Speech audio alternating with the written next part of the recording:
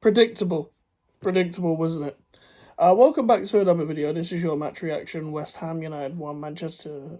I was about to say Manchester United, Manchester City 3. I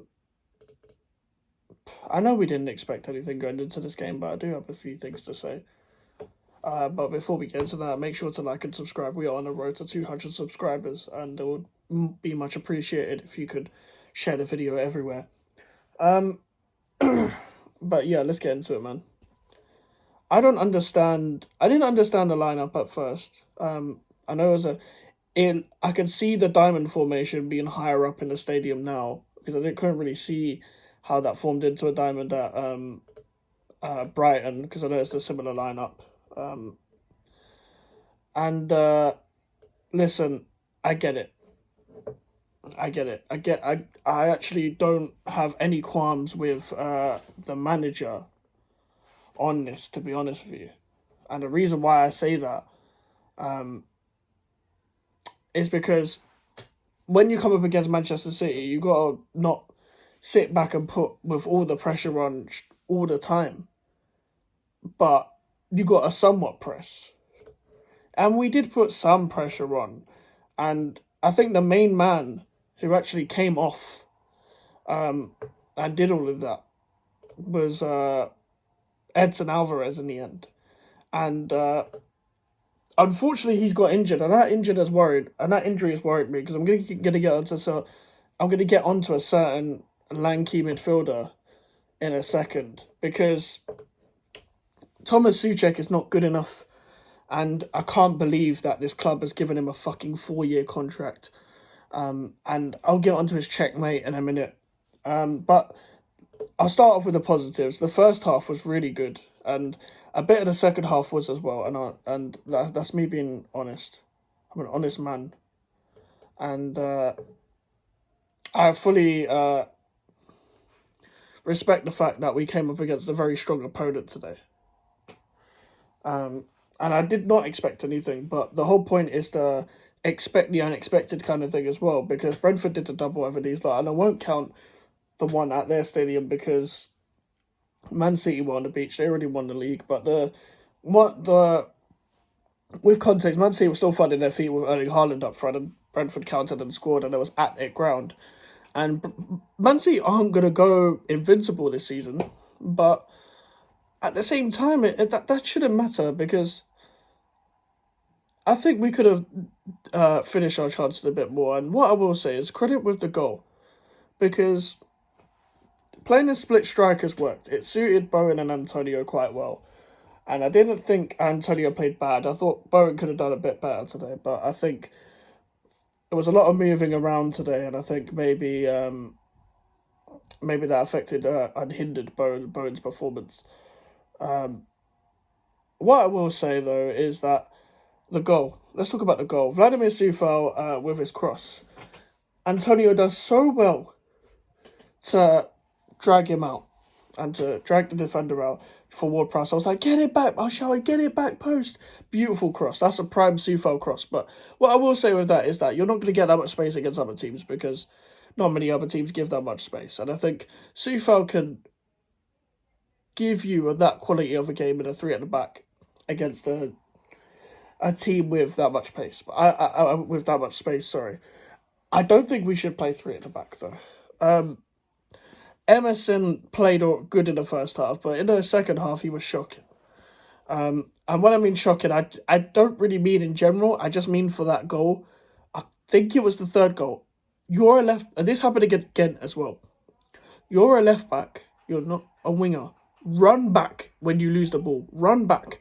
Don't just run for the sake of it. Run back. And it's very hard for a centre-back to play well when their centre-back partner is not playing well. But Kurt Zouma, well done to you, because you're playing against a guy who has not played well throughout the whole season, and he still shined today, because 3 defenders were bad today. Coufal had Doku a bit in the first half, but in the second half he got absolutely ripped. And for that goal, he shifted him onto his weaker foot, onto his stronger foot, and he does that a lot. Why are you shifting someone onto the stronger foot? You know he's going to cut in. And Bowen didn't help him with his protection. Bowen's protection, like, he ran there, but he didn't actually put a fucking foot in. Then again, if you do put a foot in, you could concede a penalty, but you didn't help Soufal either. Neither did Souček as the right-sided centre midfielder. And to be honest with you, I think Kehrer should come in. Because Soufal didn't play well against Luton. He played well against Brighton. He played well against... well, no, he didn't play well against Chelsea. He played alright against Bournemouth. I didn't think he was that bad against Bournemouth, looking back at it.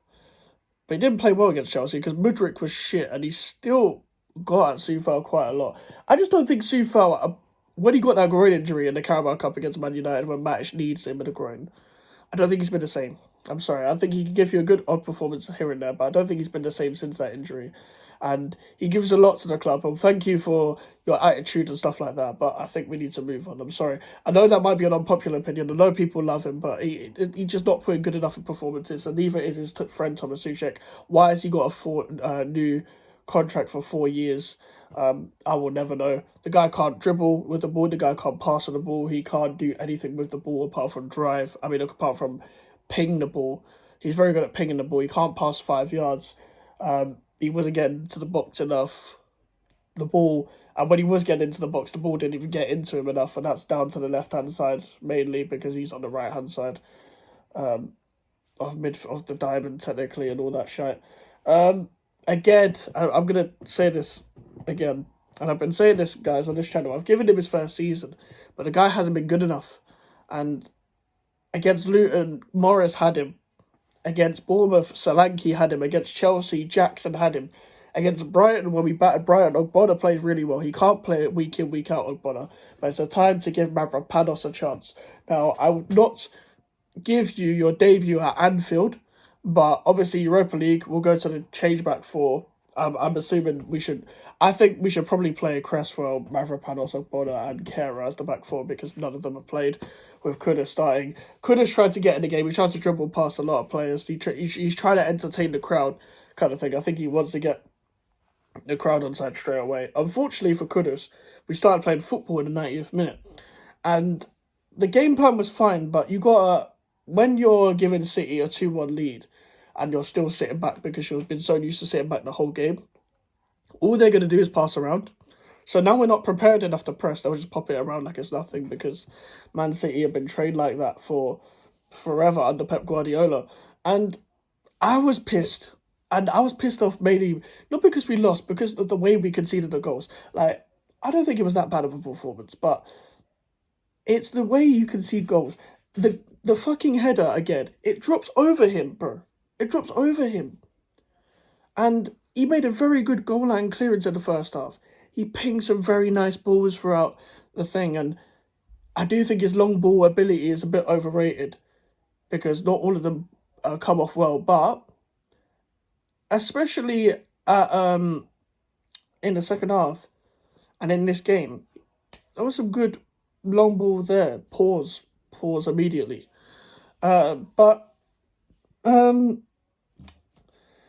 Overall, let me go through some other performances.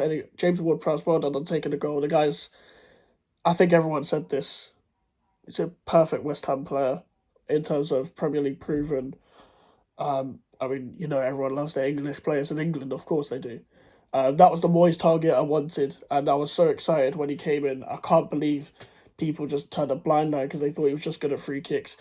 I think I watched enough at Southampton for me to know that he is not just a free kick merchant. Then again, I did not know he could late arrive into the box like that.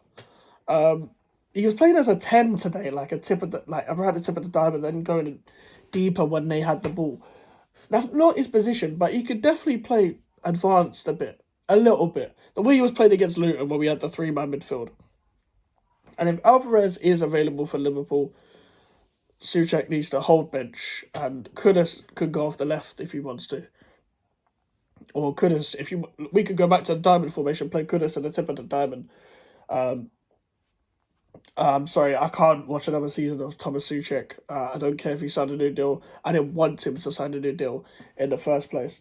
And DM was still we're still light on DM. I wanted to keep Flynn Downs. I know Flynn Downs isn't maybe ready for Premier League football, people would say. And I watched the Southampton game. The ball wasn't given to him at all at the Southampton-Leicester game. So I can't really judge him on that. But I'm sorry, I think we should have kept him because we weren't going to buy another defensive midfielder. Our other defensive midfielder is Connor Coventry, and we all know he's not going to get given a chance, and he's not going to break through. It's not like a Josh Cullen situation where I think Josh Cullen was better, to be honest. I rate Connor Coventry, but I don't think he'll make it, unfortunately. As much as he wants to make it, I know he wants to make it. Great attitude, but no. I do think there's no point of having Danny Ings in our squad either. We needed that striker. We needed that left back. We needed another DM. We needed another winger. 4 signings was good, but I think people can look now. Now the transfer window is over. It's been over for a few weeks now. We needed more players. Simple as that. We needed more players. Not that hard to say, is it? We definitely needed more players. And we got so slow in the transfer window, it hasn't allowed us to do that. We've needed more players.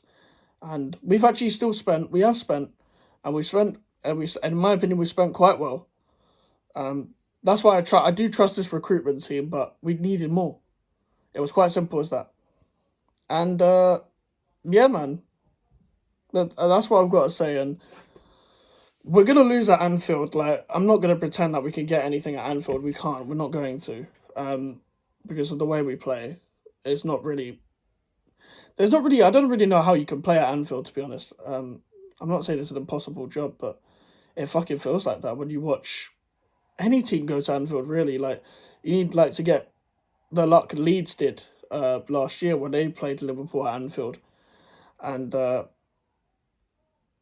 it's rare a team gets at Anfield, and you don't want the crowd to get riled up. You don't want to wind a crowd up there.